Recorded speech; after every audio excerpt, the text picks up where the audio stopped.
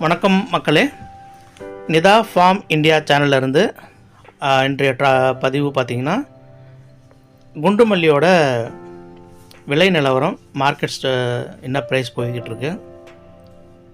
பிறகு வந்து பார்த்திங்கன்னா இந்த பூ பறிப்பு, ஆட்கள் செலவு, அவர்களுக்கு கொடுக்க வேண்டிய தொகை, மொத்த செலவினங்கள் எவ்வளோ, அப்புறம் லாபம் எவ்வளோ, இது பற்றிய ஒரு தொகுப்பு. நம்ம ஏற்கனவே உறுதியாக சொல்கிற விஷயங்கள் என்னன்னா, நான் எங்ககிட்ட இருக்கிற தோப்பு ஒரு 3.5 ஏக்கர். இதில் 5 லட்சம் பர் மாதம் சம்பாதிக்கணும். இது இன்னும் கொஞ்சம் காலதாமதம் ஆகுது. ஏன்னா இந்த 1.25 ஏக்கர் இப்போ தான் நட்டுருக்கோம் செடி. அதனுடைய பயணம் இன்னும் சிறிது காலம் ஆகும். இது ஏன் நான் மொத்தமாக நடலை அப்படின்ட்டு ஒரு சந்தேகம் உங்களுக்கு வரலாம். அது இயற்கையானது தான். ஏன்னா நம்ம சில விஷயம் நம்ம தெரியாத விஷயம் பண்ணும்போதுங்க, அதை நம்ம கொஞ்சம் நம்ம மெனக்கெடுத்து செய்யும்போது கொஞ்சம் சின்ன அளவில் பண்ணி பார்ப்போம் அப்படின்னு சொல்லி பண்ணது தான். அது போக பார்த்திங்கன்னா, நம்ம ஒரு மல்லி தோட்டம் ஒரு 30 சென்ட்டு நடும்போதுங்க, என்ன சொன்னாங்க, நமக்கு ஏற்கனவே மல்லி வச்சுருந்தவங்க இல்லை நம்ம கொஞ்சம் விஷயம் தெரிஞ்சவங்ககிட்ட கேட்கும்போது 30 சென்ட்டு மல்லி செடி போட்டு பறிக்கவே முடியாது அப்படின்னாங்க. அதெல்லாம் ரூமர், கட்டுக்கதை. மல்லியை பொறுத்தவரை நமக்கு தி பெஸ்ட்டு ஹைப் ப்ரொடக்ஷன் பார்த்திங்கன்னா ஒரு வருஷம் அப்புறம் தாண்டினதுக்கு அப்புறம் தான் நம்ம எதிர்பார்க்குற ப்ரொடக்ஷன் வரும். அதாவது ஒரு 30 சென்ட் அளவில் 3000 செடிகள் இருக்கிற செடிகளில் 23 கிலோ 25 கிலோ மல்லிகைப்பூ வரும். தயவு செஞ்சு எல்லா நாளும் வருமானு கேட்டால் வராது. நீங்கள் எங்கே வேணால் போய் கேட்டு பாருங்கள், 40 கிலோ ஹையஸ்ட்டாக வரும். 2 வருஷம் ஆகணும் செடி, 1.5 வருஷம் 2 வருஷம் ஆகணும், 40 கிலோ வரும். இப்போ நிறையா பேரோட புரிதல் எப்படி இருக்குது அப்படின்னு பார்த்தீங்கன்னா, 40 கிலோ இன்ட்டு 30 நாள் போடுறாங்க. தப்பு, அப்படியும் வராது. ஒரு மல்லி ப்ரொடக்ஷன் ஸ்டார்ட் ஆகுது நம்ம தோட்டத்தில்னா, இப்போ உதாரணத்துக்கு என் தோட்டத்தில் என்ன ஆயிடுச்சுன்னு நான் சொல்கிறேன் பாருங்கள்.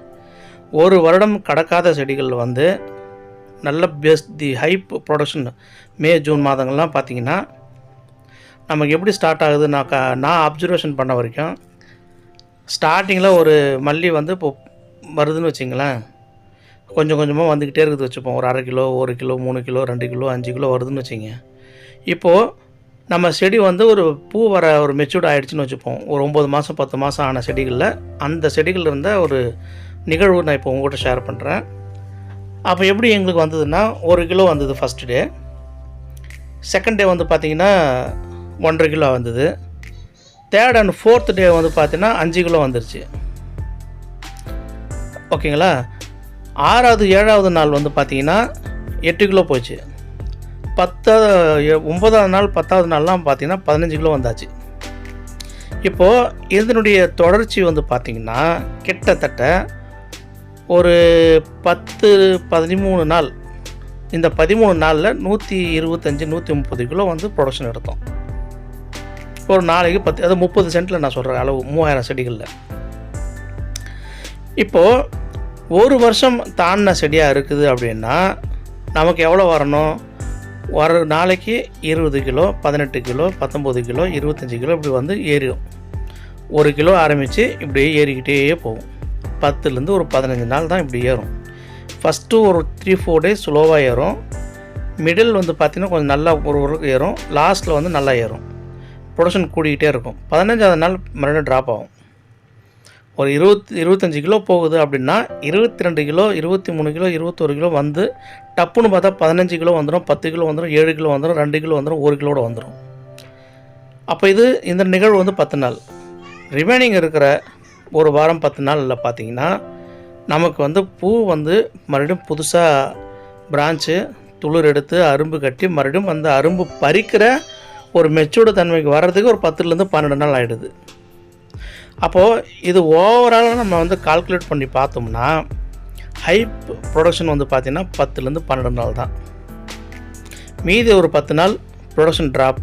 மீதி இருக்கிற 10 நாள் புதுசாக துளிர் எடுத்து அரும்பு கட்டுற 10 நாள். அப்போ டோட்டல் என்ன ஆகிடுது? 30 நாள். அப்போ 30 நாளில் நமக்கு ஹையஸ்ட் ப்ரொடக்ஷனே 10 நாள் தான். இப்போ நம்ம பார்க்க வேண்டியது என்னன்னா, ஹைப்பு, அதாவது பூ ஏறுறதும் பூ இறங்குறதும் நம்ம ரெண்டுமே தான் கணக்கு பண்ண முடியும். அப்போது ஒரு நாளைக்கு ஹையஸ்ட்டாக என்ன போச்சோ அதுதான் வந்து நிறைய பேர் பதிவு பண்ணுறாங்க. நம்ம யூடியூப் சேனல், மற்ற யூடியூப் சேனலாக இருந்தாலும் சரி, இல்லை கொஞ்சம் விஷயம் தெரிஞ்சவங்களும் என்ன சொல்கிறாங்கன்னா, அந்த லாஸ்ட் ஒன்று இப்போ என் தோட்டத்தில் வந்து ஹைப்புன்னு பார்த்தீங்கன்னா ஒரு 40 கிலோன்னு வச்சிங்களேன். நான் வந்து இப்போ ஒரு நாளைக்கு 40 கிலோ வருது அப்படின்னு நான் உங்கள்கிட்ட சொன்னேன்னா, அந்த 40 நாள் 40 கிலோ இன்ட்டு 30 நாள் தான் கணக்கு பண்ணி பார்ப்பாங்க. இது வந்து ஹியூமன் சைக்காலஜிக்கலாக பார்த்தா இப்படி தான் நமக்கு தோணும். ஆனால் அப்படி வர்றதில்ல. ஹையஸ்ட்டு போனது மட்டும் சொல்கிறாங்க. அப்போ நமக்கு என்ன ஆகிடுது, ஒரு 30 சென்ட் 10 சென்ட் 5 சென்ட் வச்சா போதும். ஒரு 30 சென்ட்லேயே வந்து 40 கிலோ வருதுன்னா, ஒரு 10 சென்ட்டில் வச்சா நம்ம 20 கிலோ வந்துடுமே, டெய்லி 600 கிலோ வந்துடுமேன்னா வராது. ஒரு ஏக்கர் அளவில் நீங்கள் மல்லிகைப்பூ போட்டால் கூட ஒரு நாளைக்கு நீங்கள் வந்து ஹையஸ்ட்டாக வந்து பார்த்தீங்கன்னா 50 கிலோ எடுக்கலாம். அதுவும் மாதம் முழுக்க எடுக்கவே முடியாது. இப்போ அதனால் நம்ம என்ன பண்ணலாம்னு கேட்டிங்கன்னா, உரம் கொடுக்குறது, மருந்து அடிக்கிறது, அப்புறம் மேலே இருக்கிற அந்த துளிரை வந்து கொஞ்சம் கொடி மாதிரி போகும் பாருங்கள், அந்த துளிரெல்லாம் வந்து உடச்சி விட்றணும், கிள்ளி போட்டுறணும். இப்படி கிள்ளி போட நமக்கு பிரான்ச்சு வந்து கூடும். இப்போ நம்ம ஒரு ஏக்கர், இப்போ நம்ம தோட்டத்தில் நம்ம பண்ணுறது நான் சொல்கிறேங்க. இப்போ எங்ககிட்ட வந்து 3.5 ஏக்கர் நான் சொல்லியிருக்கேன். இதில் ஒரு 30 சென்ட் மைனஸ் பண்ணால் மீதி 3 ஏக்கர் வந்து மல்லியாக இருக்குது. இந்த 3 ஏக்கரில் பார்த்திங்கன்னா நாங்கள் வந்து 1 ஏக்கர், அதை 1 ஏக்கர் 1.25 ஏக்கர் ஒரு பாட்டு, 30 சென்ட் ஒரு பாட்டு, 1.25 ஏக்கர் ஒரு பாட்டு, அது போக வந்து பார்த்திங்கன்னா ஒரு 800 பிளான்ட்ஸ் வந்து அது தனியாக ஒரு இடத்துல இருக்குது. இப்போ நாங்கள் என்ன பண்ணுவோம்னா, மொத்தமாக ப்ரொடக்ஷன் வந்ததுன்னா நிச்சயமாக எங்களுடைய கால்குலேஷன் வந்து பார்த்திங்கன்னா 2லேருந்து 2.5 டன்னு. இது வந்து வர்றதுக்கு இன்னும் கொஞ்சம் மாதம் ஆகும். வந்ததுன்னா 2லேருந்து 2.5 டன் வந்து எனக்கு வந்து மல்லி ஒரு மாதத்துக்கு நாங்கள் எக்ஸ்போர்ட் பண்ணுறோம். ஏற்கனவே நம்ம வந்து மாதிரி ஃபார்ம்லாம் பார்க்குற இடத்துலலாம் வந்து எடுக்கிறாங்க அந்த மாதிரி. அப்போ நம்ம என்ன பண்ண போகிறோன்னா, மாதம் முழுக்க நமக்கு பூ வரணும், ஒரு நாள் ஃபுல்லாக நமக்கு பூ வரணும். அதுக்கு நம்ம என்ன மேனேஜ் பண்ண முடியும்னு பார்த்திங்கன்னா, நமக்கு ஒரு 50 கிலோ ஒரு நாளைக்கு வருதுன்னு வச்சிங்களேன். இது வந்து உதாரணம் தான். ஏன்னா நம்ம தோட்டத்தில் வர்றது வந்து பார்த்திங்கன்னா வேறு மாதிரி கொஞ்சம் கூடும் குறையலாம், இல்லை கொஞ்சம் இன்னும் கம்மியாக கூட இருக்கலாம், அதிகமாக இருக்கலாம். ஏன்னா நம்ம வந்து மொத்தமாக நான் வந்து ஒரு உதாரணத்துக்கு நான் சொல்கிறேன். இப்போ நமக்கு வந்து ஒரு நாளைக்கு 50 கிலோ வருதுன்னா 30 நாள் கண்டினியூஸாக பூ வருதுன்னு வச்சிங்களேன். ஒரே நாளில் திடீர்னு ஹைப் ஆகுதுன்னு வச்சிங்க, ஒரு நாளில் 200 கிலோ வருதுன்னா பறிக்கவே முடியாது. மேன் பவர் காஸ்ட்டு ஒரு நாளைக்கு 150 ரூபா 3 மணி நேரம் வந்து பறிப்பாங்க. இப்போ எங்கள் சைடில் இருக்கிறவங்க, திருவண்ணாமலையில் நார்த்தன் சைடில் இருக்கிறவங்க வந்து பார்த்திங்கன்னா, அவங்களுக்கு வந்து பார்த்திங்கன்னா 1 கிலோ மல்லி பறித்து கொடுத்தா 40 ரூபா, ஒரு கிலோவுக்கு 40 ரூபா கொடுத்துடணும். ஆனால் நம்ம சைடில் இருக்கிறவங்க என்ன பண்ணுறாங்க, கிலோவெல்லாம் அவங்க வரமாட்டேன்றாங்க. 3 மணி நேரம் கரெக்டாக வருவாங்க, மல்லிகைப்பூ பறிப்பாங்க, கிலோவெல்லாம் பார்க்க மாட்டாங்க. ஆனால் நல்ல வேலை செய்வாங்க, டக்குன்னு பூ பறிப்பாங்க. அவங்களுக்கு நான் வந்து 150 ரூபா கொடுக்கணும். அப்போ நான் 200 கிலோ பூ வருதுன்னா ஒரு ஆள் வந்து அதிகபட்சம் 4லேருந்து 5 கிலோ பறிப்பாங்க. அதுக்கு மேலே யாராலும் பறிக்க முடியாதுங்க, ரொம்ப கஷ்டம் மல்லிகைப்பூ பறிக்கிறது. அப்போ அவங்க வந்து ஒரு 10 பேர் நம்ம வராங்கன்னா ஒரு 50 கிலோ பறிக்கலாம். இது வந்து ஒரு ஸ்டாண்டர்டாக நம்மளால் முடியும். இப்போ எங்கள் தோட்டத்தில் நான்லாம் நல்லா ப்ரொடக்ஷன் வரும்போதெல்லாம் வந்து பார்த்திங்கன்னா ஒரு 10லேருந்து 12 பேர் வச்சு நான் பறிச்சிருக்கேன். ஆளுங்க இருக்காங்க, அந்த மாதிரி வராங்க நம்ம தோட்டத்துக்கு. டக்குன்னு வருவாங்க, பூ பறித்து கொடுத்துருவாங்க. ஒரு மூட்டை 2 மூட்டை பூவெலாம் பறித்து கொடுத்துருவாங்க. நாங்கள் கொண்டு போய் மல்லிகைப்பூ கொண்டு போய் மார்க்கெட்டில் போட்டிருக்கேன். இதே ஜூன் மாதம் இப்போ கடந்த ஜூன் மாதம்லாம் நாங்கள் அந்த மாதிரி பண்ணியிருக்கேன். இப்போது நமக்கு 200 கிலோ பூ வரும்போது சடன்லி நம்ம அந்த சமயத்தில் ஆள் வர முடியாது. வந்தால் நமக்கு நஷ்டமாயிடும். அப்போ நம்ம என்ன பண்ணலான்னா, பகுதியாக ஒரு பகுதியாக நம்ம வந்து பிரிக்கலாம்.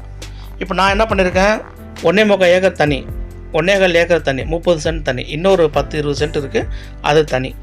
நான் என்ன பண்ணியிருக்கேன்னா, இது முடியும் போது அது ஸ்டார்ட் ஆகும், அது முடியும் போது ஸ்டார்ட். இப்போ நம்ம அது பெருசாக ஒன்றும் பண்ண போகிறதில்ல. நம்ம என்ன பண்ண போகிறோன்னா, உரம் வைக்கிறது கொஞ்சம் ஒரு வாரமாக தள்ளி போடணும். உரம் வைக்கும்போது ஃபேக்டாம்பஸ், டிஏபி 28 இதெல்லாம் வைக்கும்போது, இது நான் சொன்ன உரங்கள் வந்து பெஸ்ட்டு உரங்க. நீங்கள் ட்ரை பண்ணி பாருங்கள். நம்ம உங்கள் தோட்டத்தில் நிச்சயமாக உங்களுக்கு வந்து நான் 100% சொல்கிறேன், நல்ல ரிசல்ட் இருக்கும். டிஏபி, ஃபேக்டாம்பாஸ் 28 இது 3 உரமும் நல்லா சேர்த்து ஒரு 2 கைப்பிடி 3 கைப்பிடி வைங்க. ஒரு 6 மாதத்துக்கு மேலே உள்ள செடிக்கு நீங்கள் கண் கூட அந்த ப்ரொடக்ஷன் பார்க்கலாம். அப்போது அந்த உரம் வந்து நம்ம தள்ளி போடும்போது செடியோட வளர்ச்சியும் அதுக்கேற்ற மாதிரி தான் கொஞ்சம் 1, 2, 3, 4 அப்படின்னு சொல்லி ஸ்டெப் பை ஸ்டெப்பாக வளரும். ஃபஸ்ட்டு வச்சது நல்லா க்ரோத் இருக்கும், பூ வர ஆரம்பிக்கும். ரெண்டாவது ஒரு 1 வீக் 10 டேஸ் தள்ளி வச்சது கொஞ்சம் அதுக்கப்புறம் வரும். இப்போ நான் அப்படி தான் பிளான் பண்ணி ஷெடியூல் பண்ணியிருக்கேன். நமக்கு வந்து ஃபஸ்ட்டு 30 சென்ட்டு மல்லி ஃபஸ்ட்டு ப்ரொடக்ஷன் வரும். அப்புறம் 1.25 ஏக்கர் ப்ரொடக்ஷன் வரும். அப்புறம் ஒரு 10-20 சென்ட்டில் இருக்குது அந்த ப்ரொடக்ஷன் வரும். காக்கடான் ப்ரொடக்ஷன் வரும். முடியும் போது இந்த முடிச்சு எல்லாம் நான் ரொட்டீனில் முடிக்கும் போது எனக்கு ஃபஸ்ட்டு 30 சென்ட் மறுபடியும் அங்கேருந்து பூ வர ஆரம்பிக்கும். இந்த மாதிரி வரும்போது மாதம் முழுக்க நமக்கு பூ வரும். நடுவில் எந்த ஒரு கேப்பும் ஆகிடாது. 3வது எனக்கு மேன் பவராக பெருசாக நான் அலைய வேண்டிய அவசியம் எனக்கு இருக்காது. நான் வந்து 10 பேர் இருந்தால் எனக்கு போதும். பூ பறித்து நான் மார்க்கெட்டில் கொண்டு போய் போடலாம். 4வது ஆப்ஷன் என்னன்னு கேட்டிங்கன்னா, மார்க்கெட்டோட ப்ரைஸ் வந்து பார்த்திங்கன்னா திடீர்னு ஒரு நாள் ஏறுது, ஒரு நாள் இறங்குது, ஒரு நாள் மிடிலாக இருக்குது. கான்ஸ்டண்ட்டாக நம்மளால் சொல்ல முடியல. ஸோ நம்ம எல்லா மாதமும் எல்லா நாளும் நமக்கு வந்து ஒரு 50 கிலோ பூ வருது அப்படின்னும்போது அந்த 50 கிலோ பூ நல்ல ப்ரைஸ் வரும்போதும் கிடைக்கும் நல்ல லாபம். கொஞ்சம் லோவஸ்ட்டாக போகும்போது கூட நமக்கு லாபம் தான். ஏன்னா பேலன்ஸ் ஆகிடும். ஒரு 600 ரூபாய் இப்போ நேற்று ரேட்டு வந்து பார்த்திங்கன்னா மல்லியோட ரேட்டு 650 ரூபா நேற்று மட்டும். விஜயதசமி போன லாஸ்ட் இப்போ போச்சு பார்த்தீங்க. விஜயதசமி அன்றைக்கி மட்டும் 980 ரூபா எங்களோட மல்லியை நாங்கள் வந்து விற்றுருக்கோம். 980 ரூபாய்க்குன்னு. அப்போது நமக்கு வந்து ஒரு 50 கிலோ மல்லி இன்ட்டு 300 ரூபாய் நம்ம போட்டால் கூட ஒரு நாளைக்கு நமக்கு 15,000 ரூபாய் கிடைக்கும். அப்போ 15,000த்தில் 10 பேர் மல்லிகைப்பூ பறித்து போடுறாங்கன்னா 150 ரூபா கணக்கு வச்சுக்கிட்டால் கூட நமக்கு அவங்க கொடுக்க வேண்டிய தொகை 1500 ருபீஸு இல்லைங்களா? அது போக மீதி இருக்கிற 3500 ரூபா வர செலவு, நம்ம செலவு, பெட்ரோல் செலவு, வந்து போகிற செலவு எல்லா செலவும் போகுதுன்னு வச்சுப்போம். ஒரு உதாரணம் தான் சொல்கிறேன் நான். அவ்வளோலாம் ஆகாது. ஒரு ஒரு ஒரு 10 கிலோ மல்லி நம்ம வந்து 300 ரூபா போட்டால் 3000 ரூபா ஆச்சுங்க. 15,000 ரூபா ஆச்சு. 15,000 ஒரு நாளைக்கு நம்ம 3500 ரூபா நம்ம என்ன செலவு பண்ண போகிறோம்? ஒன்றுமே கிடையாது. 3000 ஒரு ஏக்கருக்குலாம் வந்து பார்த்திங்கன்னா உர செலவு மேலே ஃபெர்டிலைசர் செலவுலாம் பார்த்திங்கன்னா ஒரு 25,000 ரூபா இருந்தால் போதும் மொத்தமாகவே. இது நம்ம வந்து 3500 ரூபா பண்ணிட்டு 10 நாள் காசு நமக்கு போதும் 35,000 எடுத்து வச்சுக்கலாம். இல்லை நீங்கள் வந்து ஒரு 3 ஏக்கர் அளவில் நீங்கள் இந்த மாதிரி பூ போட்டு இப்போ என்ன மாதிரி ஒரு 3.5 ஏக்கர் நீங்கள் அளவில் பூ போட்டு வைக்கிறீங்கன்னா தாராளமாக உங்களுக்கு 3500 ரூபா போதுமானது. ஏன்னா 30 நாளைக்கு 3000 போட்டால் 1 லட்ச ரூபா வரும். தாராளமாக போதும். அவ்வளோலாம் செலவாகாது. 50,000 இருந்தால் போதும். 50,000 60,000 இருந்தால் போதும்.